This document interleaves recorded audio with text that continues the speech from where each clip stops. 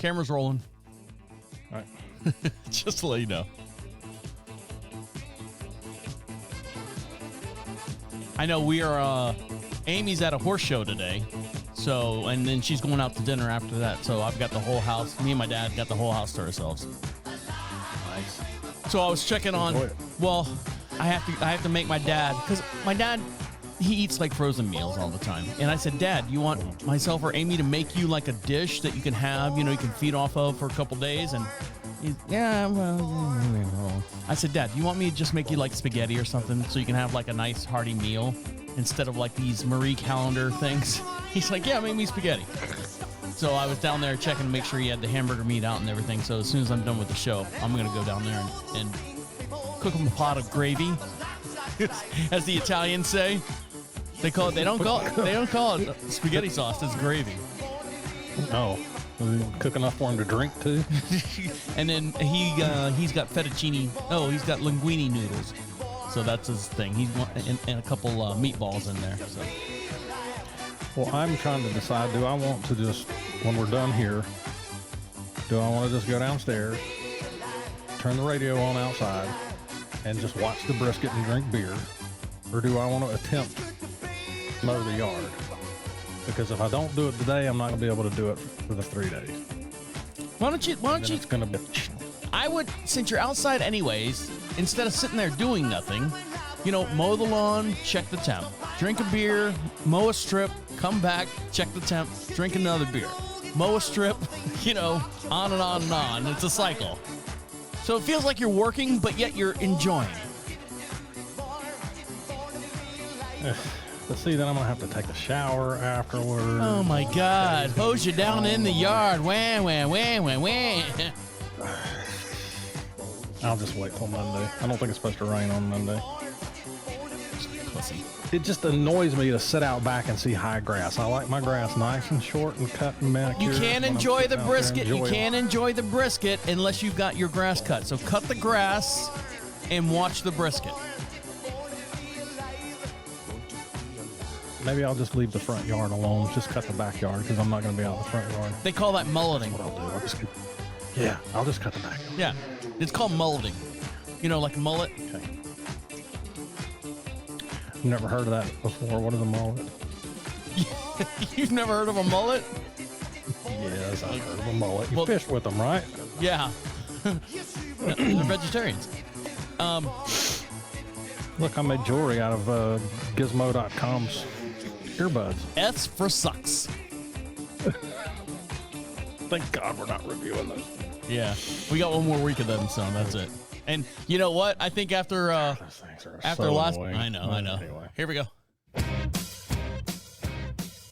Are you just trying to navigate adulthood in a world that still expects you to have it all figured out? Welcome to This Is 50 with your hosts, Travis Holmes and Shayne McManus. Shayne. Hey. Shayne, you alive? Are you there? Are you in a fish bubble? What's going on? Here. You there?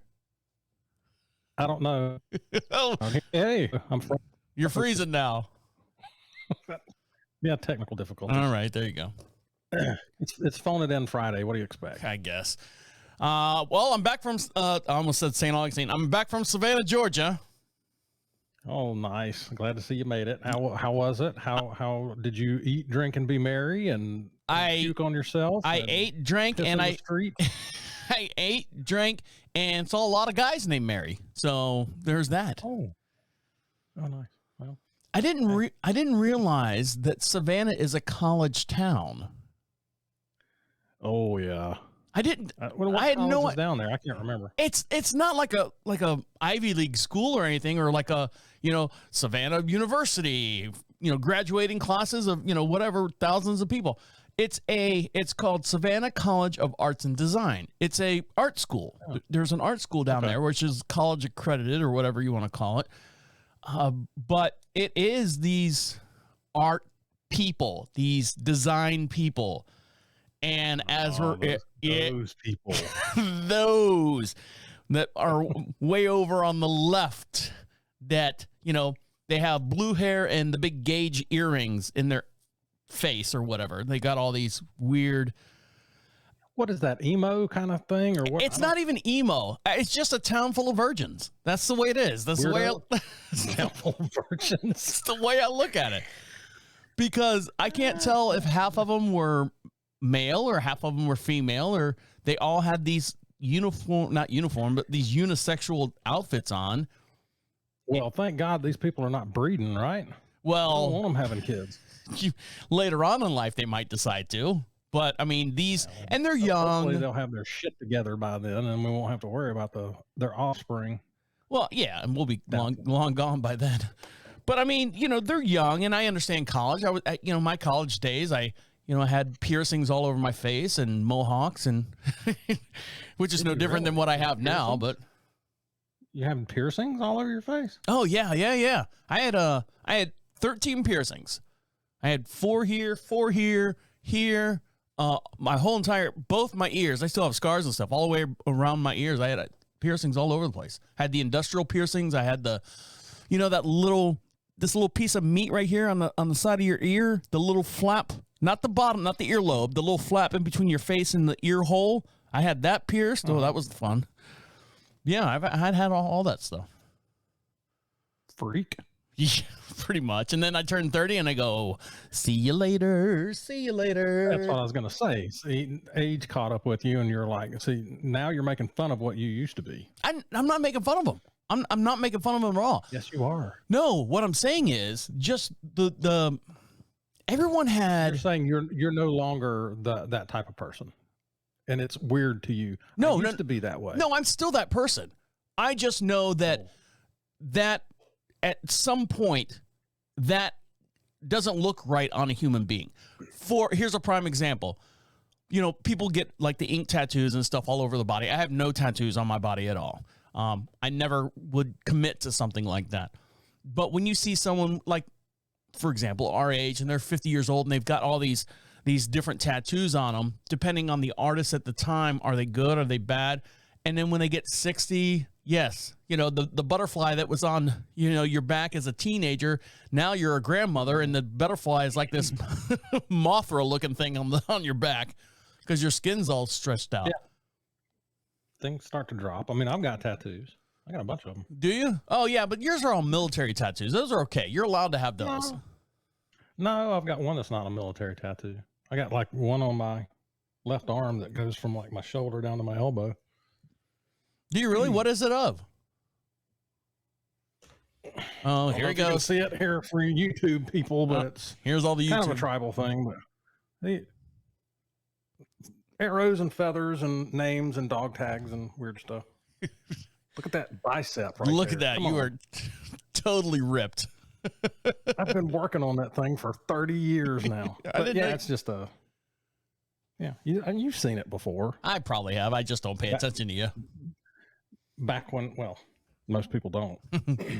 But I want to get a couple of more. I want to get a couple more, not a couple of more.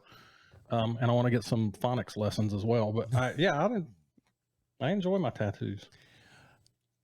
But I mean, these they're what? Go ahead.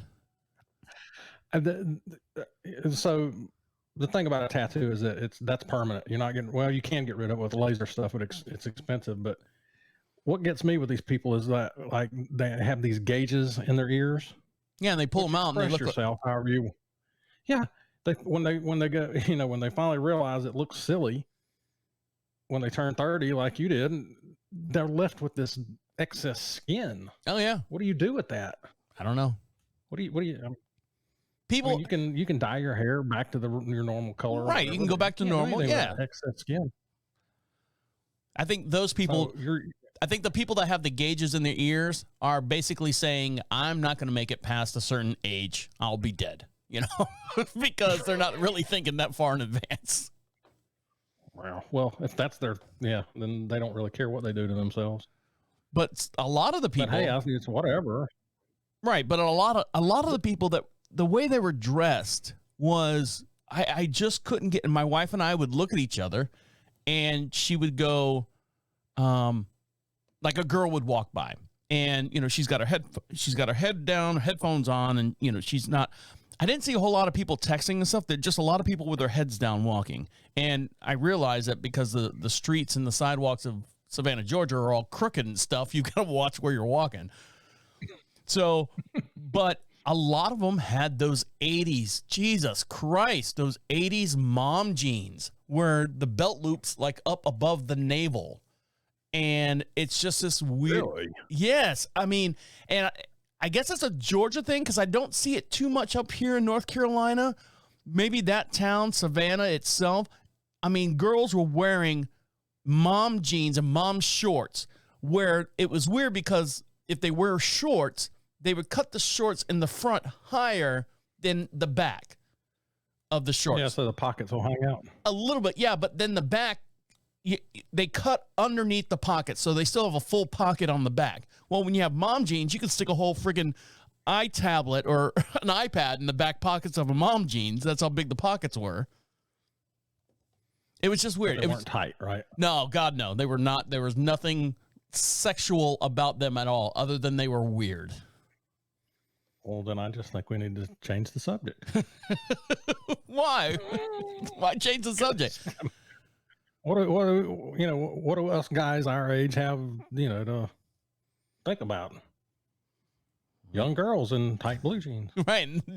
And none of these girls were any kind of, ooh, look at that one. No. They are all the drama nerds, the computer nerds. And I'm not talking sexy computer nerd. I'm talking like locked up in the basement, go outside, eat Hot Pockets all day long type, So it's pretty much everybody that was at the prom that you DJ'd a couple of weeks ago, right? No, at least those. Is that a good comparison? No, at least those kids were cool. They were exciting, and they were attractive people. They took care of themselves. They, all their hair was done. Their faces, don't look completely horrible. These are like this is a small gene pool that's in this area. I don't know how to describe it. There's just everyone had this certain look, and it was depressed, unisexual, walking down with their with their headphones on, walking down or walking with their head down, and just I don't know. They were mute. They were all mute. Good news. Here's the good news. Those are the people who are going to be running the country here in a few years. No, so I don't. For that. None of them expressed the word running anything. No. Run is not in their vocabulary at all. Yeah, bless their hearts. They'll probably who knows what those people are. I mean, so they're all drama majors or something? Is it just art school? It's an art school, so like art design. Yeah, I'm not sure. I mean, look up SCAD, because that was the whole thing that we saw and everything. SCAD. So, the historical district of Savannah is, whatever, and they've donated buildings up to the SCAD program. And, we were riding around on the trolleys, and the guy goes, and over to my left and over to my right. And then he was talking about the SCAD. He goes, if you guys are not familiar with the SCAD program, they started with 71 students in like 96 or 99 or something like that. And now they have a student body of 20,000 to 30,000 people. So it's kind of like a community college, but it's spread out. I don't know. It's just weird. It's a weird. Well, not like we're going to be there going to school, right? No, I don't think so. But it just, I don't know. I didn't realize that it was a campus. Savannah was part history and part campus at the same time. Well, that's why you go to these different places, so you can experience there's a national culture, and then there is a condensed like regional culture, and then there's these people, the hills have eyes kind of people. Almost. All right, guys. Stick around. We'll be right back. Coming in clear? Dude, this connection is terrible. You're like the same when we were doing the earpod review. Hold on, let me see if I got anything running in the background. I just did a speed test on my internet. It's like 200 megabytes per second, so I haven't changed anything. I am having several seizures from your light in the background, though. Are you? Good. Oops. Sorry. I guess I closed out. Oh, you're on the other side now. Yeah, I got to fix that because you were in the room first. There we go. I think so. Don't die on me. Choked on a beer. That'll teach you. Yep. Not on the air anyway, right? So I was telling you about my Savannah trip, and I felt bad for this one restaurant that we went to. Now, Savannah, you were saying that Savannah really doesn't have, well, you were saying going to Paula Deen. Fuck Paula Deen. Savannah really doesn't have a cuisine that they're known for. So it's kind of like I said, it was a college town, and on every corner was a coffee shop, and every coffee shop had their own unique whatever to bring the kids in. So there's this one place. Well, I mean, everything on the menu is shrimp and grits. I don't care where you go. Even the coffee shop has shrimp and grits in a coffee cup. Yeah, we went to one place that said Boar's Head over on Riverwalk, and we're like, ooh, Boar's Head. And we sat down and we ordered drinks, and we're like going, oh, is this part of the? And as soon as I said, is this part of the bartender goes, nope, no way affiliated with him. And I go, really? No, why do you, all right. We'll take these. Serve Boar's Head meat? No, it was a Boar's Head pub on Riverwalk. And she's like, and we're looking at the menu, and I'm like, I said, your fish and chips, what kind of fish is that? Oh, it's tilapia. Tilapia? Dude, I can get that at Walmart. Exactly. And then I was going to have the blackened fish salad. And I go, what kind of fish is it's tilapia too. I said, so you just got like a bookcase of tilapia in the back, I guess? Yeah. It's the cheapest thing you can get. It's horrible. It's the cheapest white fish. You know what? Okay, so well, you probably know this. Your dad wasn't he a fisherman? My grandfather was, yes. Okay. So a tilapia is basically a sea carp. Right. So you know what a carp is, right? Yeah. They're vegetarians. They eat their own. They'll eat anything. They eat their own shit.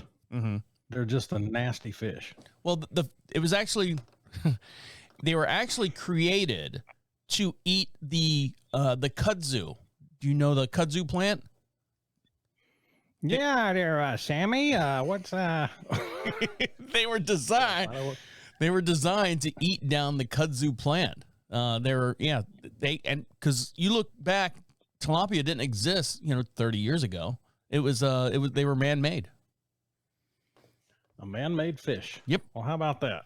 So I know. I gotta wrap my head around that. So like this. So did they? I know that scientists are trying to do something with this. Anyway, we're getting off topic about the restaurants. Go ahead. So I'm sorry. I didn't mean to go down that road. It's all right. It's all right. Forget things a lot.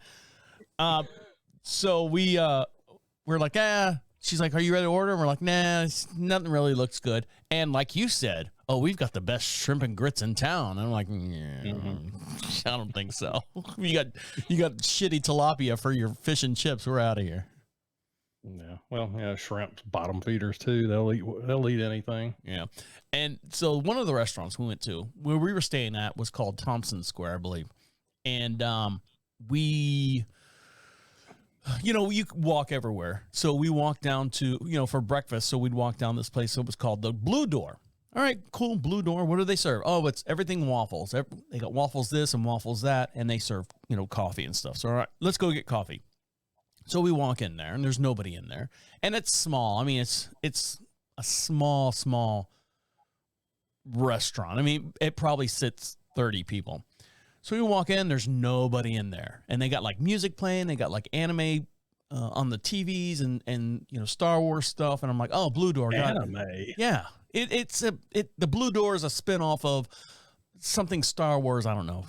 But anyways, so we walk in and there's nobody in there. There's the barista and walk in. They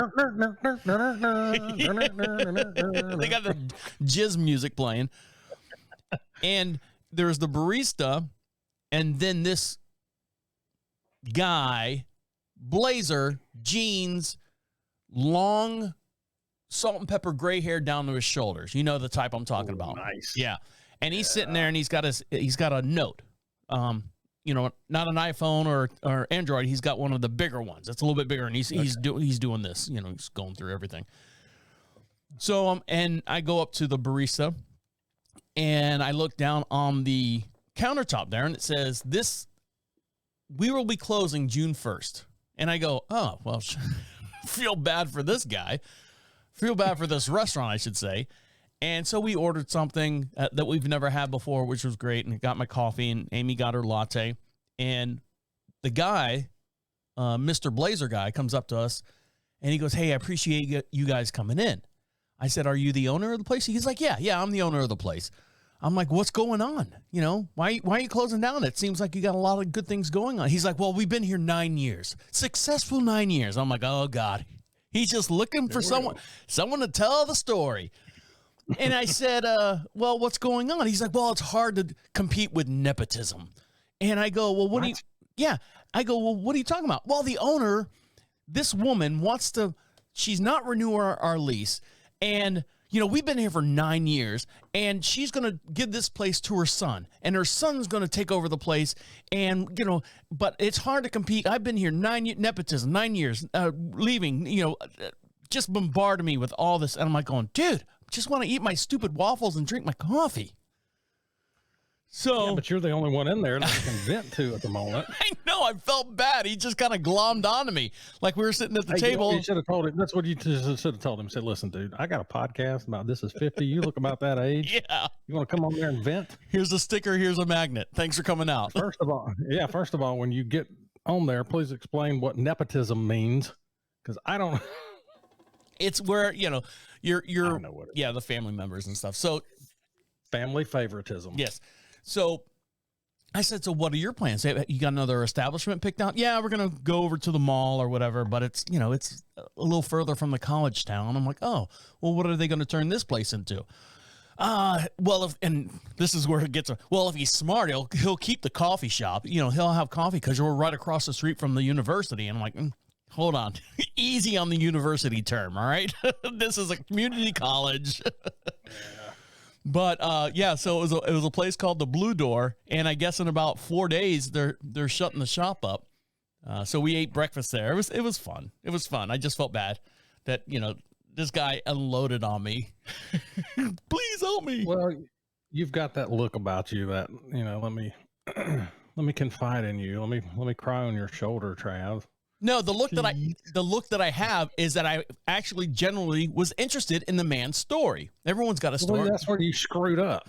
No. Why don't you look at him like, just give me my coffee. I don't care about your problems. I got my own. No, everyone's got a story, and some stories are life lessoning, learning, and I wanted to hear the guy's story. I wanted to hear what he's got going on. So, okay, look, you're not fooling me, buddy. You don't want to hear his story because it's a life lesson or it's interesting. You're just trying to find something to make fun of. I'm looking for content. Is what I'm looking for. I'm looking for conversation, whether it's on this podcast or whatever. I gotcha. If I was at a dinner, and you always say a good dinner guest brings conversation to the table. So if you're at a dinner party or whatever, and they're going around the room and someone talks about something, and you can go, well, guess what I know? Guess what I found out? Or this is, did you know this? And I heard this and all that stuff. Now what was the guy's name? I have no idea what his name was. I didn't get that far. Oh, what a nice connection I made there. Well, guess what? Good job. Now you've got a story about tilapia, and people out there have a story about the Blue Door Cafe that's in the heart of Savannah, Georgia. That's closing down. Well, thanks for the story. It'd be nobody can go check it out now. It'd be funny if everyone that listens to this podcast just kind of bum rushed the Savannah, his location. Save the Blue Door. Save the Blue Door. Save Blue Door. Save Blue Door. No more or something with the door. Something that rhymes with the door. I'm not good at chants, so. You need to get those Gage wearing blue hairs in on it. They love to protest. Well, here's the cool thing. So when we were sitting there, and we were sitting on resin chairs, you know what resin chairs are? That you have around your patio. Once they fade out, you can throw a blowtorch on them and make them brand new again. Right, exactly. So as we were sitting there, like these 5 girls came in, sorority looking girls came in and they ordered like sure they were girls. They were girls. No, these were Mom Jean wearing girls, and they came in and they ordered like a bunch of coffee and waffles or whatever. So I felt better then. Well, now I want to go to Savannah and see the Blue Door, but it's going to close. So you just tempted me with something that I can't do now. Well, thanks for that. Well, the building's still there. It's not open. Yeah, so now it's not going to be Blue Door. It's going to be Baby Boy's door, or whoever whatever family member is going to inherit the place. I don't know. It's going to be something stupid. Sounds like it already is. All right, guys, stick around. We'll be right back. All right. Do I need to do a temperature check now? No, I'm good. Do you want anything on your phone that tells the temperature or whatever? No, it's not a Bluetooth. I've got one of those, it's called, I can't remember. It's got 2 probes on it. Mm-hmm. So I can use one for the meat and one for the box temperature. But it's not Bluetooth, so I can't see it. Well, do you need to go? Okay. Are you itching to go check it or no? No. I think I'm good. I'll wait till after the next segment. All right, we're going to talk about your pee phobia. Okay. Shane. Yeah. You know what I hate? Up? What? I don't understand. I don't know how we came across this in the human race. Is why are allowed or not allowed to check into a hotel before 3 o'clock, but we got to be out by 10 or 11 o'clock. That's so stupid to me. Oh God, don't get me started on that. That pisses me off. That pisses me off and everybody else listening and everybody in the world. Now I hate it. There's no basis for it whatsoever. Now, none. Correct me if I'm wrong. I remember growing up altogether, but I mean, as a child, I remember going to a hotel with my mom and dad. And if we checked in at 1 o'clock, we had to be out by 1 o'clock the next day. Now, this is in the early 70s or late 70s, early 80s. When did that change? Or did it change? Or did I just, we just stayed at cheap motels or something? Well, the excuse is that you have to give the cleaning staff, and I don't know if it's a COVID thing, but I remember this going on way before COVID, but you had to give the cleaning staff enough time to come in and sanitize the room from one guest to the next. That doesn't make any sense, though. I mean, it doesn't make sense, but that's the basis for it. So if your checkout time is at 10 o'clock, it's going to take Lupe Fuentes 5 hours to get in there and clean the room for the next guest to come in. It doesn't take 5 hours to clean a room. It takes maybe 30 minutes to clean a room. And if you have a cleaning staff on hand that, let's say, works at reasonable hours, starts at 8 and gets off at 5 with a 30, 45-minute lunch in between, people are leaving around that time and going in there, and you've got that time to clean those rooms. Now, for whatever reason, if you check into a hotel, back on basically my theory is if you check in at 6, you can check out at 6. Then you just don't rent that room for that time. Until the problem. Then they don't want to not be able to rent the room. They're going to lose money. My mom's whole entire career, she was the assistant to the general manager for DoubleTree. So her whole entire career has been in hotels. I know that hotels, maximum capacity, are still only 85% filled. And that's peak. That's peak. I'm talking hotels. I'm not talking motels or drive-ins or anything like that. I'm talking like a Radisson or like I said, the DoubleTree or any of those hotels. Maximum capacity in peak season is still only 85%. Now, you're telling me that you can't just rotate the rooms and rotate your cleaning service to accommodate for? You can't, because listen, I'm gonna tell you something that I've learned. There are premium rooms in every hotel, not just suites or whatever the most expensive stuff, but Ocean View or something like that. Ocean View, or nobody wants to rent the room back in the corner, and there's this big, huge superstition that nobody wants to rent a room above the 4th floor. It doesn't make any sense. Yeah, look it up. No, it doesn't make any sense. Well, I've heard about the 13th floor, but above the 4th floor? Yeah, above the fourth floor, there's certain people that don't want to get into odd or even number rooms. They'll show up and they'll go, well, we've got you in room, 255. Oh, no, I need an even number room. I need, 242. So there's a lot of room because of stupid people. And I can understand if you got a room, overlooking if you go to the beach and you got a room overlooking the HVAC unit, probably don't want to rent that one, but, that's the engineer's problem. But there's so many rooms in there that people have these quirks about that they don't want to rent, or they don't want to have that room. You don't go somewhere and stay at let me put it this way. You go to vacation somewhere and you get a hotel room. Granted, yes, the view is a bonus. All right, I got a great view, but it's like renting a cabin on a cruise liner. You're not in the room other than the shit, shower, and shave. You're not looking to spend You're not looking to spend the whole day there. I mean, I know. There are plenty of people that go rent those hotel rooms and stay in the room. Those people are called addicts. No kidding. Yeah. Yeah. Hey, baby. Yeah. I got room 454 up here. We can go shoot up in there. But yeah, that's the basis of it. They want to be able to get it clean. And then here's all these other rooms that people don't want to, they don't want to be in. It irks me. I'm like you said, it irks you too. So because every time we go somewhere, I'm like going, can we have early check-in and can we have late check-out? I always say that because a lot of times they don't care. They don't care. Here's what I'm thinking about doing is just investing in like an RV or something, because you can pull those things anywhere you go. Mm-hmm. Park them. It's your own space.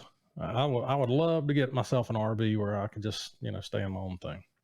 Are you going to way I can bitch it myself if the room's not clean. Sell everything and go out on the road? I would do it. Do van life or whatever it is? I would do it. Well, what That's about right up my alley? What about peeing and pooping and dumping your tank or anything like that? You have problems with that? Well, I mean, I've got a pee phobia anyway, but You have a pee phobia? Are you scared to pee? No. I'm not scared to pee. You don't want to touch pee? Okay. What is the phobia for pee? Well, who wants to touch pee? Nobody wants to touch pee. Yeah, you know what? There's a scene in a movie, I forget what the movie was, where the mom, there was something on the kid's shirt and it looked like poop. And the mom, it was her kid, and she grabbed it. She's like, "Oh, what is this?" And she licks it, and he's like, "Oh, that's chocolate." Oh shit! Really, literally. And it was, oh, you got chocolate on your shirt. And the lady that was in the movie with the mom says, "How do you know that wasn't shit?" She's like, "I didn't know, but it's my kid. Who cares?" Oh no, absolutely not. No. This has nothing. Yeah, moms will smell anything. Yeah. I mean, that's the mom duty. No, I just have this. All right, so here we go. Yeah, because I know what I'm opening myself up to here. I'm just putting my target, putting a target on my back for you. All right. So I don't like for other people to hear me pee. Just to hear you pee? Hear it, like public restrooms or here in my house. If there's a bunch of people on the other side of the door, I don't want anybody to hear me pee. Now I can understand like pooping. Like I'll do the I'll do the jailhouse thing where you sit on a toilet and right before you get ready to push that first, you don't know if it's air or shit. You hit the toilet thing and because it sucks everything out and you can make all the noise you want. So you're just scared of people hearing you pee? Yes, the volume, because when I'm going in there and peeing, I want.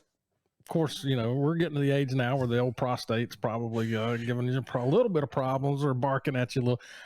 I don't want anybody going, "Gosh, that guy needs to get checked out." So you don't have enough pressure in the hose to make it sound like you're. I'm like embarrassed if it's just dribble. You know what I'm saying? But not really. Just if it's, I just don't want anybody hearing my pee hit the water, making the. Because if it's not a strong enough sound, I feel like everybody's listening to me. Is there a little girl in there? Yeah. Well, why don't you pee on the side? pee on the side porcelain so they don't have to hear it.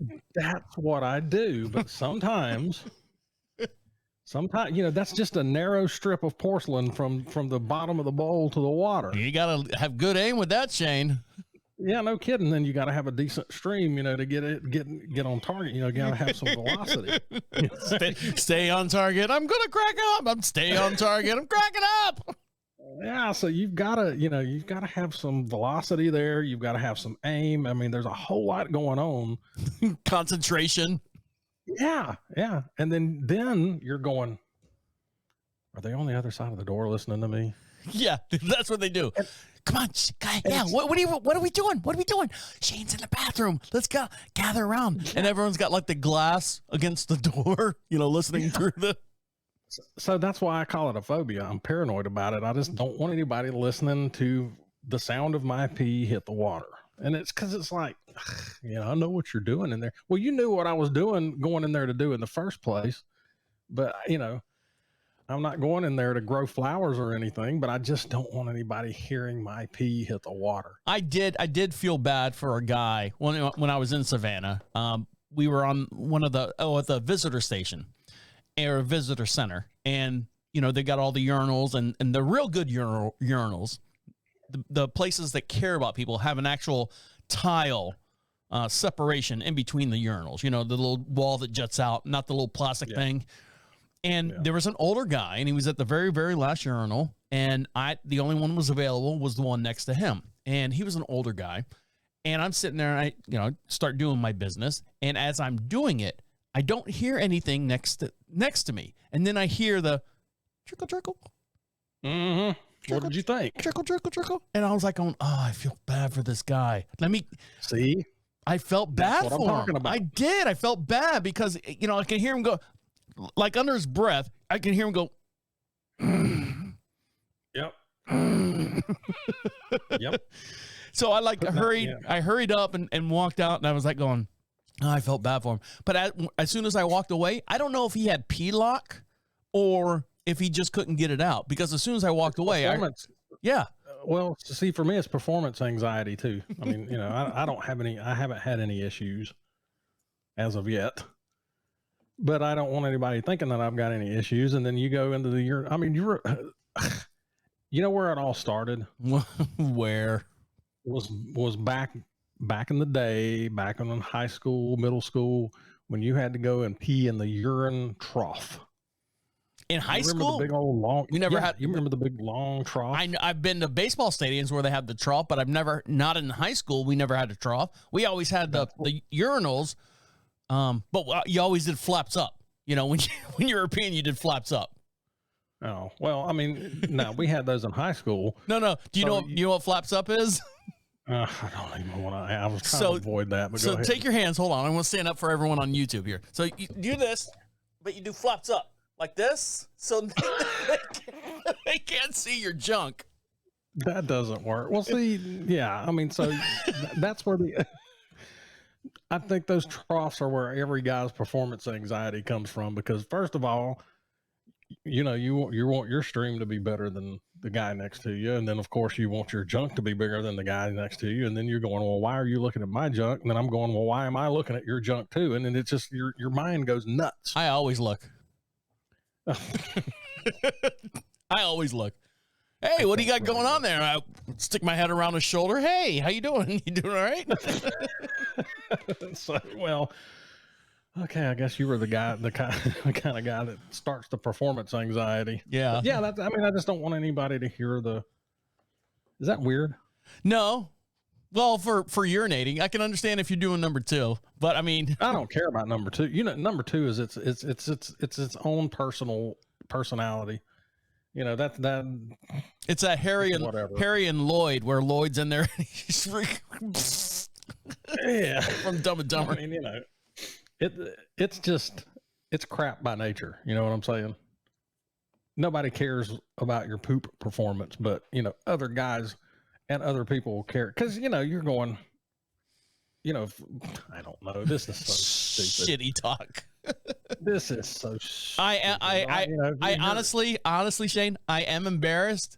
To my wife, because we have our own separate bathrooms. I have You know, the master bathroom has a closet, water closet, where there's a toilet in there. That's my bathroom. Hers is in the hallway, which is a half bath, and that's where she goes all the time. But if she's like doing her hair or makeup or something in there, I have to use my bathroom. I will literally like do the jailhouse flush, because sometimes, you know, I blow it out and she's like, gross. I don't want her to say gross. I don't want her, anything that I do, I don't want the word gross coming out of her mouth. Well, it's almost like, I don't know. It's almost like it's a rite of passage or manhood. Well, he's got a, my boy, that's some good, like from League of Their Own. That's some good peeing. Yeah, exactly. I don't care about the poop part. I just care about the peeing. All right. Well, I'm sure people will let you know how to help you get by or get through this. I'm sure for a lot of people, this is the last podcast they're listening to. This is it right here. This is the one that turns everyone off. See you later, thousands of listeners. We appreciate you. Thanks for coming out. All right, guys, stick around. We'll be right back. Hopefully. Yeah. So yeah, I told you would enjoy that one. Yeah, it was fun. Hold on, I gotta go to the bathroom. I'm gonna go check. Flaps up. Flaps up. Okay.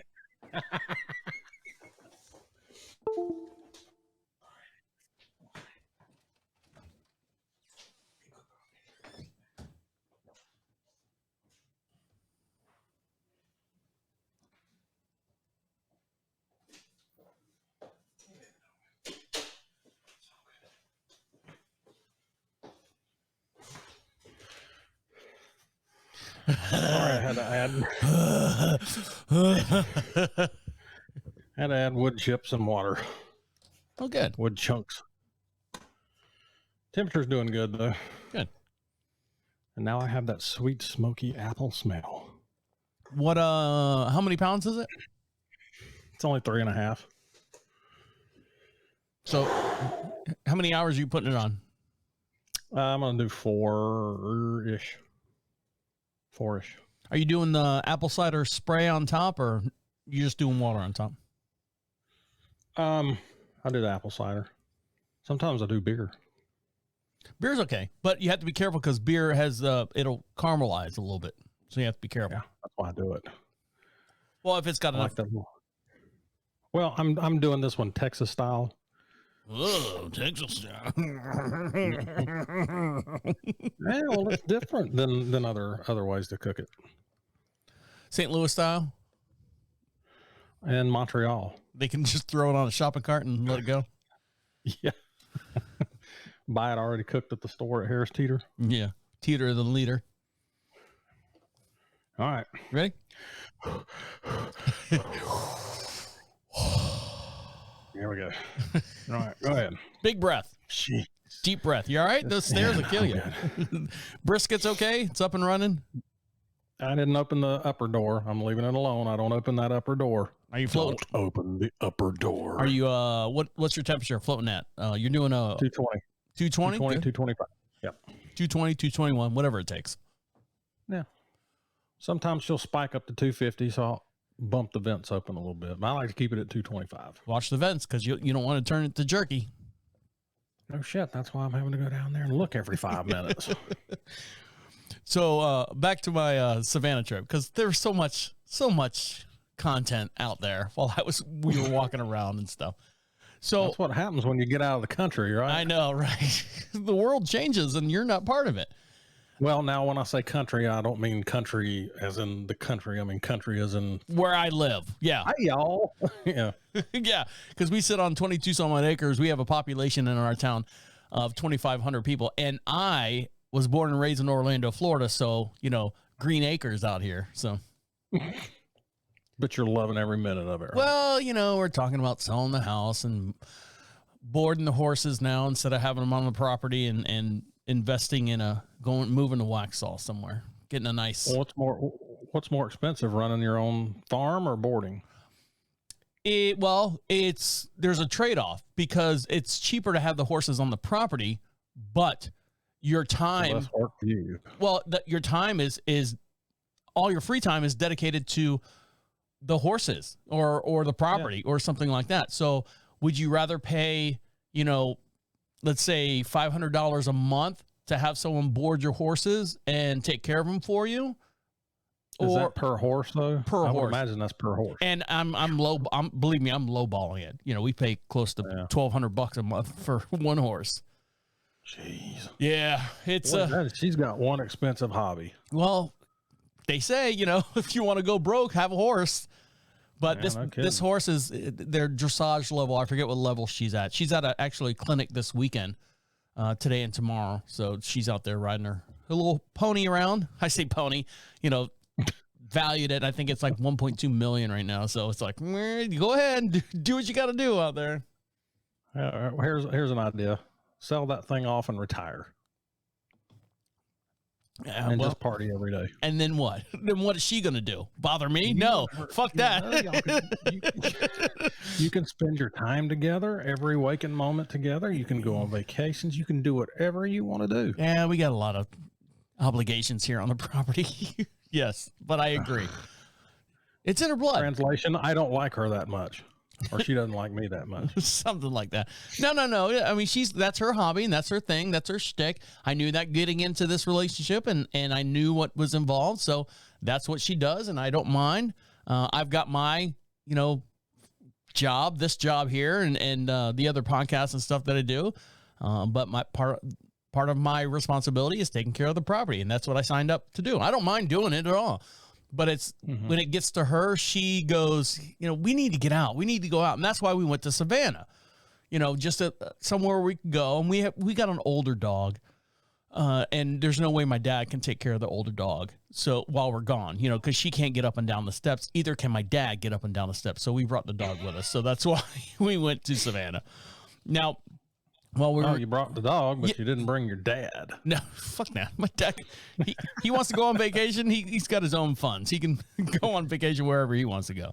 And he even said, I'm like, Dad, get on a cruise, go on a cruise or something like that. And he's like, he can't walk. I mean, to get the mail, he's got to get in our side-by-side, which is killing the fucking tires on the side-by-side. He fires it up, drives it down there, turns it off. And the driveway is maybe 50 yards, gets out, gets the mail, gets back in the side-by-side, turns it back on, turns around, drives back down the driveway and parks it. I'm like, Dad, you're killing the side-by-side. It's not meant for these little short 30-second rides. It's meant to be driven and, the oil has to get out of the pan and through the motor and stuff. It barely gets out of the pan, and I'm like, just let it run. Yeah, you got to get the engine up to temperature. Yeah, and it's killing it. So, but I don't say anything. So, but one thing that we did while we were in Savannah is one of the bars we went to outside of the Blue Door, who's closing its doors as of June 1st. We went to Amy. Basically, we look at the map on Google Maps and we hit restaurant. And we were coming home late one night from doing. We went to a food truck thing, which was really cool. I'll tell you about that off the air. But we were coming back and we were like, let's get something to eat at this one bar. And it was called what's the name of the bar now? The Over Under or something like that. Mm-hmm. And I said, all right, cool. So we go in there and we sit at the bar, order drinks. And then it's one of those bars. I don't know if you've been in a bar like this before, but you've got the bar itself and there's pool tables. And then you know what duck pins are? No.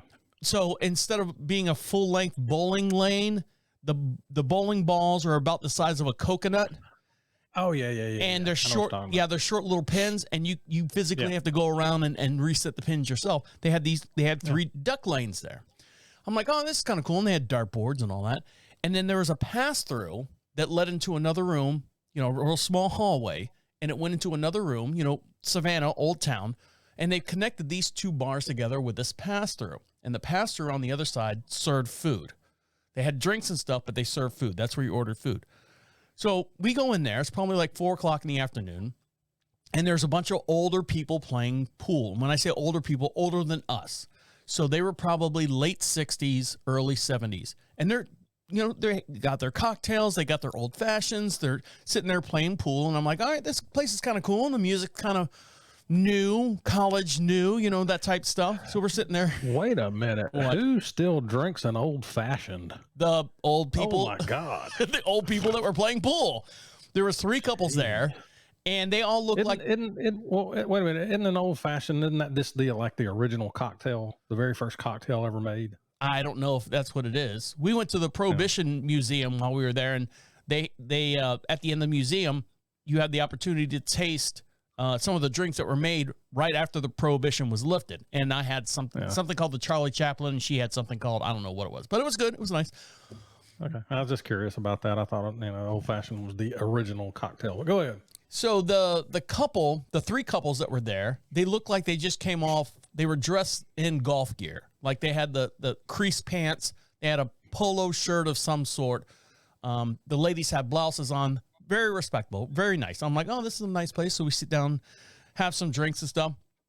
And we're facing, towards the bartender. Pool tables are behind us. So we're sitting there and we're watching the TV and we're talking to the bartender, history of whatever. Where are you from? What do you do?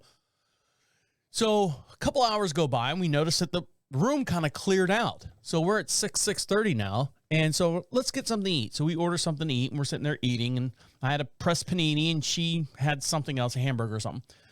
And then we turn around and the place starts filling up. Now it's like 8:30. Yeah, we've been there. We were there for a long time. Wow. So the place is starting to fill up. And I'm looking around and there are bartenders, the new bartenders coming in to help. And his shift starts at 7:00.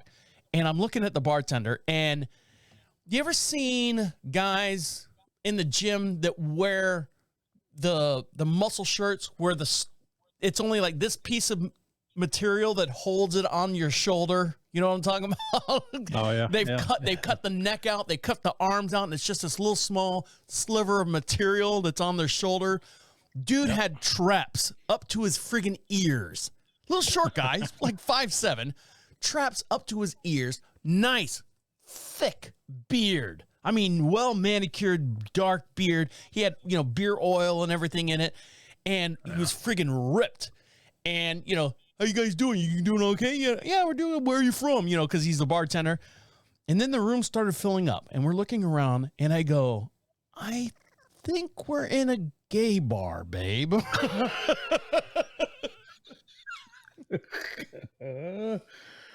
Oops. What do we do now? So she's like, no, it's not a gay bar. I'm like, oh, all right.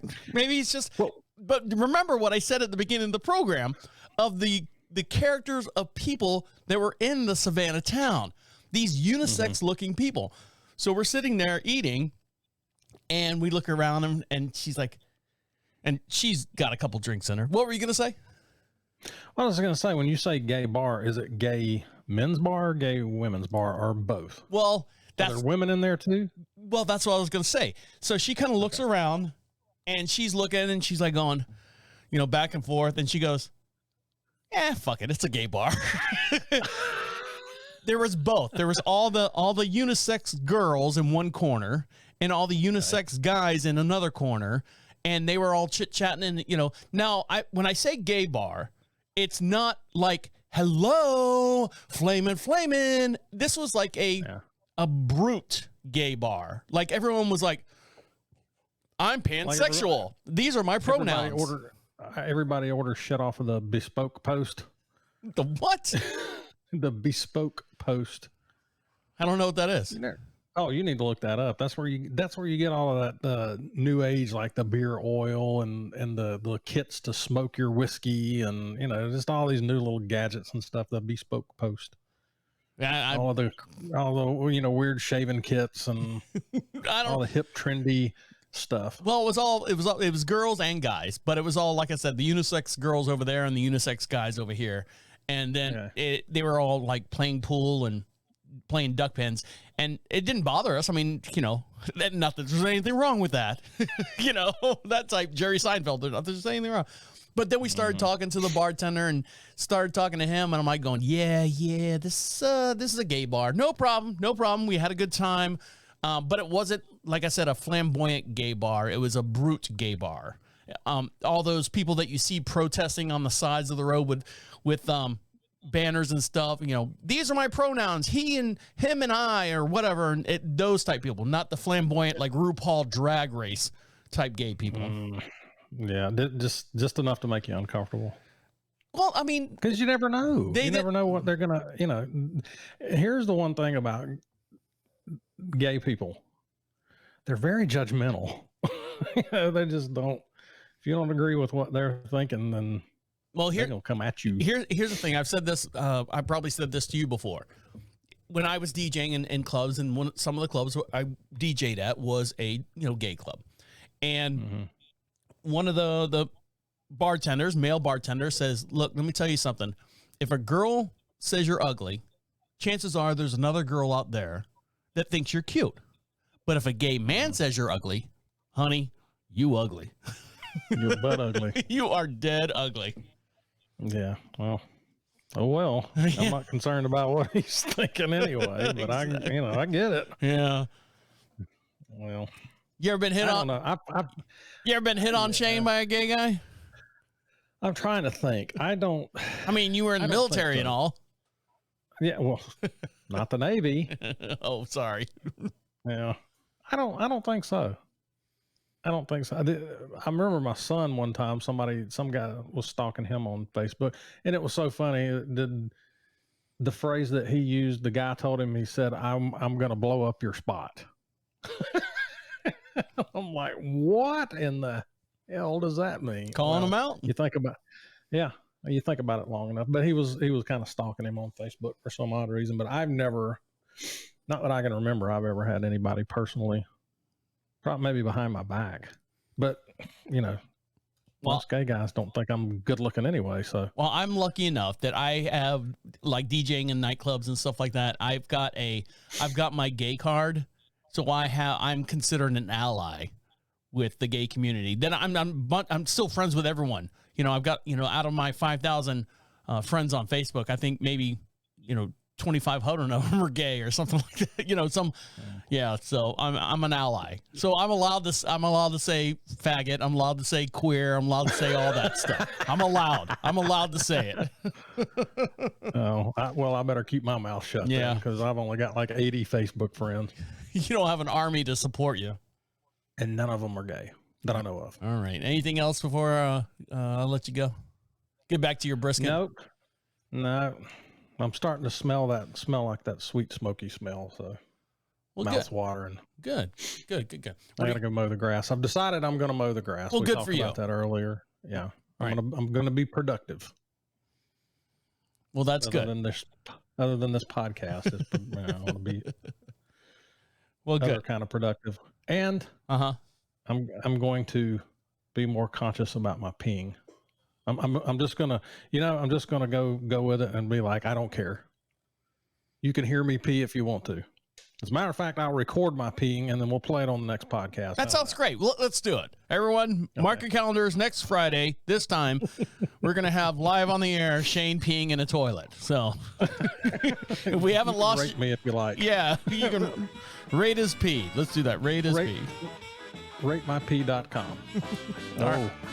All right, Shane, anything else? Nope. All right. I'm good. Enjoy your brisket. What are you going to have with it? Anything? Don't know yet. Thinking about that. Maybe some baked beans, potato salad, beer.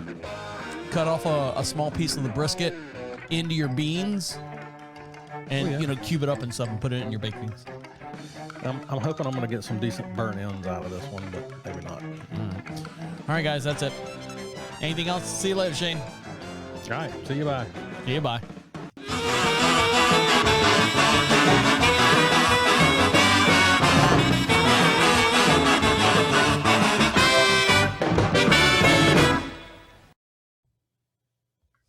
Stupid. What? From Gade, P-Talk, and we did it all. I think we got all the bases covered.